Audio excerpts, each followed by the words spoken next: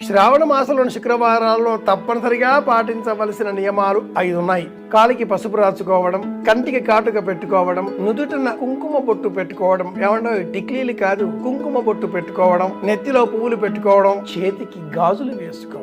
మట్టి గాజులు, ప్లాస్టిక్ గాజులు, బంగారు గాజులు కాదు. వేగినస్ అనే ఒక నరం మన దేహంలో గుండెతో ఆరంభమై చేతులలో చివరలలో ఈ చివర ప్రసరిస్తుంది. పూర్వకాలంలో డాక్టర్లు జ్వరం వచ్చిందా అంటే నాడి ఇక్కడ పట్టుకుని చూసేటటువంటి వారు. 60 సెకండ్లలో 72 సార్లు కొట్టుకునే నాడి ఇదే వేగినస్. దీన్ని మట్టి గాజుల రక్షించడం, అలాగే ఏ ఆభరణం అయితే మనం బుట్టుగా పెట్టుకుంటున్నామో ఆజ్ఞాచక్రం, ఏ గంధం అయితే మనం ఈ విధంగా మెడ భాగానికి అలదుకుంటున్నామో ఇది కూడా ఒక చక్రం.